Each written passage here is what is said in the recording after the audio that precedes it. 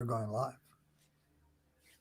Hey, how are you today? This is Josh Patrick, and you're at Cracking the Cash Flow Code. And today you are in for a treat, and I mean a big treat. You know, sometimes I say a treat, and I really don't mean a treat. I just mean interesting. But this time you're really in for a treat. Today we have my friend Michael Port joining us. Michael is the author of Book Yourself Salad, a few other zillion books that he's written along the way. And I found Michael through Book Yourself Salad, but as it turns out, his real love is helping people deliver unbelievably great speeches and how to learn how to make your life become a speaking life. So Michael has just written a new book. It's called The Referable Speaker. And we're going to bring Michael on and talk about his book and how you can become a referable speaker yourself. And more importantly, why, as a blue-collar business owner, you need to pay any attention to this. And it appears we just lost Michael. Unfortunately, it looks like Michael is gone. So I'm not sure where he is, but hopefully he will return soon. In the meantime, we'll talk a little bit about Michael. And, oh, there he is. So now we can bring him back in. Hey, Michael, how are you today? Good. All of my technology just changed. Like I got a different camera. You see how like I'm down here? Yes, I see that. Oh, this is not like trying to be funny. This my camera switched. I've got this beautiful camera set up, and of course it just switched right in the middle. I don't know why exactly, but I'll see if I can fix it at some point. If not, this is the camera you get. Okay, well, it's a technological gremlins, and I don't think anybody's going to really care all that much because we want to hear your wisdom. So let's talk a little bit about the referable speaker. Why'd you write it? What is it? And what makes a speaker referable? And really importantly, why do blue-collar business owners need to pay attention to speaking in the first place? All right. Well, let's address that first. Because the book, The Referable Speaker, is a book for people who are professional speakers or they want to use speaking to advance their business or their brand in a substantial way. So the book is not for everybody. But your question is something that I should answer for your audience. And I think most people would agree that being able to communicate in such a way that you get more yeses than you get nos is always going to help you in any initiative or endeavor that you're pursuing. So, you know, very often when people think about communication, they just think about sharing information.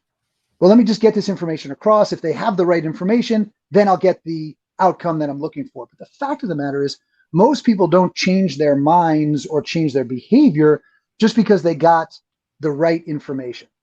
Generally, they change their behavior because you change the way they think.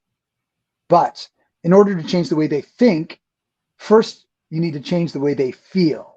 So when you're thinking about your communication, whether you're giving a pitch or a speech or just trying to change the culture in your organization or to get a team member to move in a different direction, first focus on how you want them to feel so that you can then influence the way they think and then ultimately influence how they behave. That's going to be very important for any small business owner because they've got to get people moving in the right direction and getting more yeses than nos. You know, we actually, when I had my vending company, one of the things we made our new managers do is to go through a Toastmaster training program. Because, you know, the truth is, if you're speaking to a 3-person committee or a 1-person purchasing manager, you still have to be able to speak and present in a way that's understood by others. And that's through storytelling mostly. And it's a great thing to do. I'm also going to bet that the referable speaker probably will work on referability, period. Because here's the truth. I mean, we were talking before, you said, well, for the referable speaker, marketing gets you your first gig, but doesn't get you the second, third, fourth, or fifth gig. Yeah. The same is true for any sale that any business owner makes. Marketing will get you awareness, which I learned from you, and it gets you the first sale. But the second, third, fourth, fifth, and 28th sale, which is where recurring revenue comes in, is what business is really about. And if you can't get past that into the second sale, you never have a business. That's right. So, that makes sense to you? Of course it does. Look, my organization, Heroic Public Speaking, is a referral-based organization. And we moved to that model a number of years ago because we just found that the folks that came to HBS when they were referred by somebody else who had a transformational experience at HBS were much better positioned to have those same kind of experiences themselves. And it's one of the reasons that I stopped doing the very large corporate work. I'd go to a very large company and, a couple hundred people would come in the room for the event, and maybe 10 of them were really excited about the day. And most of the folks were there because, well, their boss told them they had to be there. That wasn't particularly interesting to me personally. But when people are coming to your business to work with you because somebody referred them and said, listen, they are the best. They are going to change your life in some way, or they're going to change your landscaping in some way that is just delightful, or they're going to change your hair in some way that's transformational, whatever kind of business it is.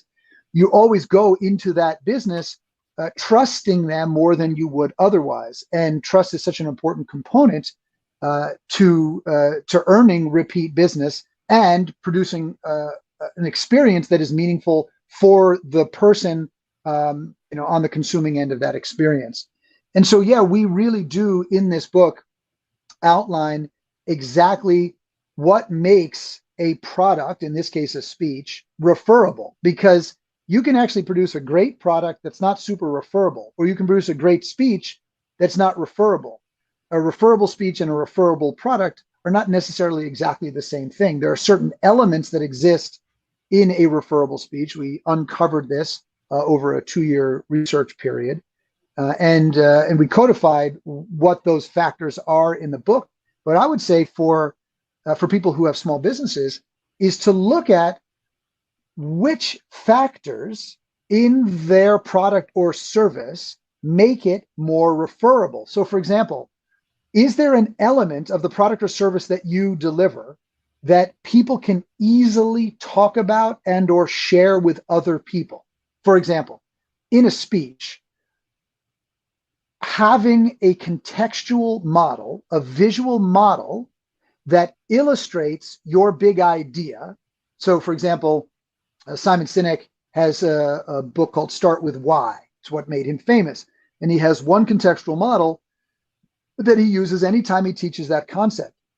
It's 3 circles, and it has the words what, why, and how in them. Each circle has one of those words. That's the whole model. It is a brilliant model because it's easy to share and it's easy to explain. And as a result, after people see it and hear him talk about it, they go back to their offices and say, oh my God, I heard this concept. It's brilliant. We've got to think about this and incorporate this into our work. Here's how it went. And he draws it. So that's just one element of a referable speech that makes it more referable. In your business, what is an element that you can design or include or produce for your clients that they might then go and share with others? And if you have enough of those elements built in, it's going to be much easier to produce new referral business coming in more organically, as well as more in a way that's more automated. So I have a question for you, because you just triggered something for me, which you often do. I do trigger you a lot. I know. Yeah, well, mostly in a good way. Mostly. Yeah, mostly in a good way. So now you made me lose my train of thought. Thanks. No, I triggered you. So you had this thought. You wanted to ask another very insightful question. Just thought about is that, oh, I know it is. So Sure. here's what I see a lot with businesses, and I see it with speakers also, is that Mhm. people talk about the stuff they do and not the problems they solve. Mhm. And the things that are referable, in my opinion, is if you can have an easily understood message of the problem you solve and the transformation that the person will go through by solving that problem, you have made yourself incredibly referable. If you talk about the stuff you do, you're just one of 9 zillion others that do the same thing. Does that make Yep, sense? that's right. Of course it does. Look, one of the things that we identified over this period of investigation is something that's, of course, very important for the speakers that we are writing for, but also very important for anybody that is playing an expert role. And I think a number of the people that you serve and are listening to this podcast may see themselves as experts, or their clients may see them as experts. These days, I hate to be the bearer of bad news, but most expertise has been commoditized. Think about it. If you want to learn how to do almost anything, you can go to YouTube and you can watch a day's worth of videos, and you might develop some competency. Now, you're going to think you can do it better than you can, because the data demonstrates that you are going to learn more by doing something than by watching a video about it. So I think that's important to recognize. But, I had to patch some pretty big holes in drywall because we're having the house painted, and we have these old Bose speakers installed in the wall in a room where there is no longer any TV setup, so we didn't need them there. And of course, because right now everybody and their brother and aunt and uncle and cousin are getting their homes redecorated, you can't get a handyman or a contractor to come out to your house on a moment's notice, let alone on a 3 months or a 6 months notice. So I said, well, I'm just going to have to patch these holes myself. I never patched holes this big. This was a big step for me. Guess what I did? I went to the YouTube. I watched one video. I crushed it. I did it. It's perfect. It's great. I mean, it's not perfect, but it's fine. It's good enough for what I produced. My point is that expertise is commoditized. I can't tell you the name of the person who taught me how to, on the YouTube video, how to patch these holes. I can't tell you the name of the channel that I saw it.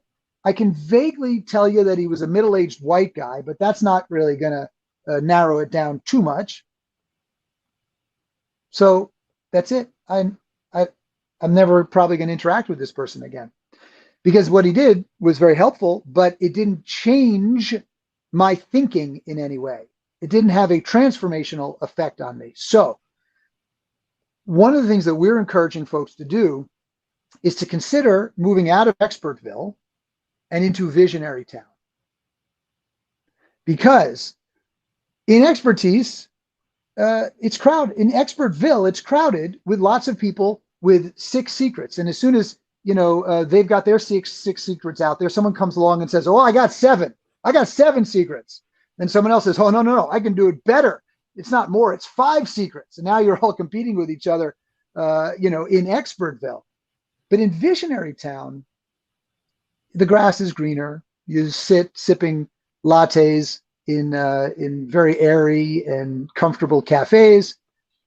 And in Visionary Town, you're challenging the status quo, and you're offering new approaches and alternative ways of thinking, alternative ways of being, alternative ways of taking action. Because the expert often delivers the current best practices. They say, here's the world now, and I'm going to reflect back to you what is currently acceptable. But the visionary says, I think we need to create a different future. And the visionary helps you create that future. And as a result, the emotional connection that you feel with somebody who is doing that kind of visionary work, changing the way you see the world, delivering how to think type content, not just how to type content, will be somebody that you make a connection with and stay connected to for a lot longer because of that personal connection where you experienced some sort of change.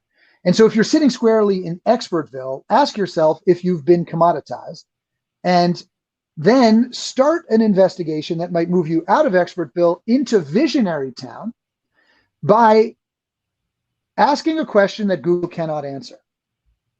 Because if you can only answer questions that Google also answers, you're commoditized. But if you can ask a question and then, of course, answer it that Google can't, well, now you're in visionary time. You just described the central theme of my favorite sales book called The Challenger Sale. Oh. And essentially, a Challenger Sale says the best salespeople in the world don't really build rapport. What they do is they go in and they challenge their customers to think differently about the problem they have and think differently about what the solution may be.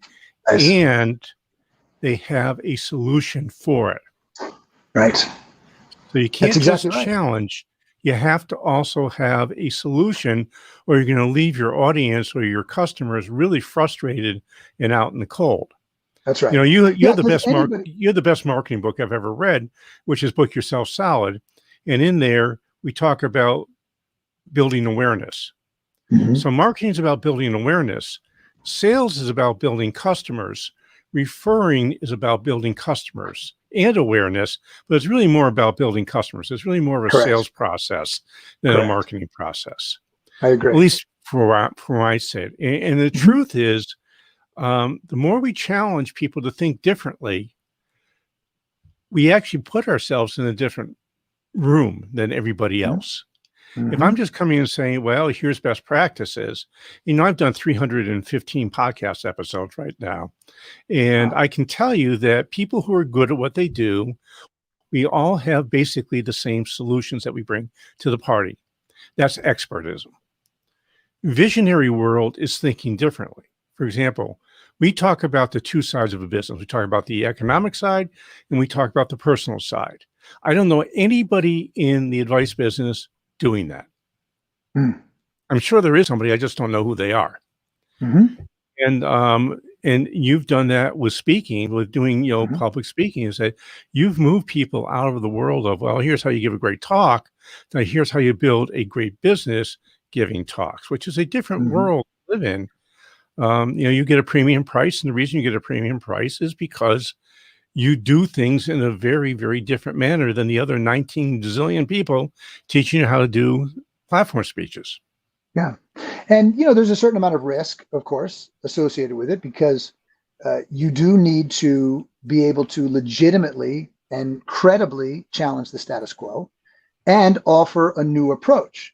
And the way to offer a new approach is not by starting with a solution, but it's by starting with a question. So, for example, when we started working on this book, we didn't just say, oh, well, let's just take everything we know and throw it into this book. We said, what's the question that we're trying to answer? What's a question that every single person that we are trying to serve is asking that nobody else is answering? So the question was, what's the formula for building a sustainable speaking business? And formula and sustainable were the two operative words. Those are the key words, because we'd never seen a formula that worked or had even been conceived of. And sustainable is critical because anybody can build a whole bunch of attention in a year, but can you sustain it? You know, I could book 50 first gigs this year with really aggressive marketing, maybe. But can I turn those 50 gigs into 500 gigs over the next 5 years? And that's sustainable. And so when you begin the journey, ask yourself a question that, if you answer, will produce a visionary solution, a new approach to the current way of doing things. It may take you a while. I mean, for us, it was a 2-year investigation, and I've already got 20 years in this business. But it still took 2 years to come up with this formula, to re-engineer it, to do enough research, to write it in a way that was as effective as we could. It took a long time, but it was pretty amazing to actually get there. You know, to be able to say, holy cow, we started with a question that we didn't think we could answer. Like, we weren't even sure we could do it, to actually then find the answer. That's a great feeling. And as a result, I think that the product will do the marketing for us. So, I got an email just yesterday from someone who had read the book, and it was exactly what I would hope to get if somebody, was reviewing this book. And I just got to tell you, because it's the ultimate goal. If you think about what's my outcome, like what do I want to achieve? This is exactly what I wrote. I would hope somebody would write. So very well-respected speaker wrote into me. We're not friends, but I just know him through the industry. He said, Michael, the Referable Speaker might just be the most relevant book I've ever read on what actually matters to the most on the business side of speaking. So there you go. That's it. And if the product does what you intended to do, it should market itself. You got to give it a little push. You got to help it. You just sort of have to, maybe turn a fan on it every once in a while and help move it in the right direction. But for the most part, the product should be your marketing. So we have time for one more question for me to ask you. And this is a question that I generally ask everybody I'm talking to who's talking about referring. Are referrals better or introductions better, and why? Well, do you mean introductions to people that? Yeah, I'm going to introduce you. I'm not going. An introduction is not only do I refer you, but I call the person up and I actually make an introduction to them, whether it's through email or a live introduction. Oh, always the second. Absolutely. No, absolutely. What we always want is we want the introduction made as the referral. So it's Sam introducing Peter to HBS and saying, sending us an email, introducing us, saying, listen, I really wanted, I can't remember if it was Peter or Sam, but I wanted Peter to come to HBS. I've told him all about what my experience is like. I told him he has to do this. He's a little hesitant because he's a little bit nervous. It's not cheap. He knows that. I know that. But it's worth every single penny. And I'm telling him he's got to do this. So would you get on the phone with him for a few minutes, just to answer the questions that he has? I'd really appreciate that. Boom, done. That's what you want. If it's Sam telling Peter, oh, you should go there, and then Peter contacts us and Sam told me, that's still great. Of course, it's great, but you'd still rather the introduction actually made by the person. So we'll always make that request. Can you introduce us, and we'll even give some suggestions as to what would be helpful in the introduction. I always encourage people to ask for introductions, not referrals. Referrals have a bad rap, and they have there's a good reason they have a bad rap, which is a referral is a weak introduction. And you rarely get something good out of it. So people say referrals don't work. Well, introductions work great. Referrals really don't work great. That's the truth. So Michael, go ahead. Sorry. Well, I just want to say one thing to wrap that up. I think one of the places that came from are those networking meetings where in order to go to the meeting, you'd have to bring 3 referrals. But what people would do is they'd go in the phone book, they'd look up 3 people, they'd bring them in and say, here's 3 referrals. So people are getting referrals to people that are not really referrals, but they're calling them referrals. So referrals get a bad rap in that way. So yes, introductions, referring somebody to you is very different. Yeah, and in the insurance business, they would say, get somebody to give you 10 names of referrals. And then you would go and cold call those 10 names and say, X told me I should call you. Yeah. And you wonder why after you do that 4 or 5, and you do that 4 or 5 times, you say, I'm not doing that anymore. Yeah.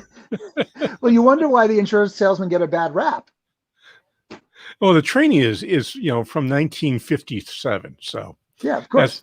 That's the reason why. Hey, Michael, unfortunately, we are out of time. And I'm going to bet that people listening will, for those of you listening to the podcast, Michael just stuck his lip out as a pouty child, which this is pretty apropos for me. Yeah, making me laugh. But at any rate, Michael, I'm sure people are going to want to buy the book. So where can they find it? And more importantly, where can they find information about heroic public speaking? I've been through part of I haven't done your intensive, but I've done a bunch of stuff with you. I will tell you that Michael is the best director I have ever seen work in my life. The first time I watched him work, my mouth was on the ground. I got a chance to watch a master up close, and it was really cool. So Thank you just so for much. that is really neat. So how do they find you? So heroicpublicspeaking.com is a great place to go. If you want to come to one of our events, you can come at no charge if you're referred by somebody that knows me. There might be somebody here on this session, this interview, that could give you a referral. You just have to ask him, and then you could give it to me. So anyhow, but we do these multi-day events that people can come to at no charge if they're referred, and that's in New Jersey. So heroicpublicspeaking.com. And then also you can pick up the Referable Speaker if it's something you're interested in at Amazon, of course. There's also a website for it, the referablespeaker.com. And there's a great book trailer, which you might want to watch just for some giggles, because we did a takeoff on Ocean's 11. And I know it's a stretch, but I was playing the George Clooney character. Definitely a stretch, and it'll give you a good giggle, but that's over on Referable Speaker as well. Cool. And I've got two things I'd like you to do. Number one, please go to wherever you're listening to this podcast and give us an honest rating and review. If you love us, you can say you love us. If you hate us, I hope that's not true, but you can say that too. I just want honest. Reviews are really important. Gets the word out about the podcast. I'd love to have more listeners, and you can be a big help by that by just reviewing us. The second thing is I am just in the beginning of having my second book appear in the world. Michael was very responsible for the first book because I went to his writer's workshop and actually got around to writing it. The second one he didn't have much to do with, but the first one got me started, and now I've got a third, fourth, and fifth in the works. So we'll see where that goes. But at any rate, you can get my book at www.salereadycompany.com. We're doing a free plus shipping thing, which means you just pay $7.95 for shipping and handling. And there's 9 or 10 pieces of bonus content that you get if you buy it off our site, and it's free. So this is Josh Patrick. We're with Michael Port. You're at Cracking the Cash Flow Code. Thanks a lot for stopping by. I hope to see you back here really soon.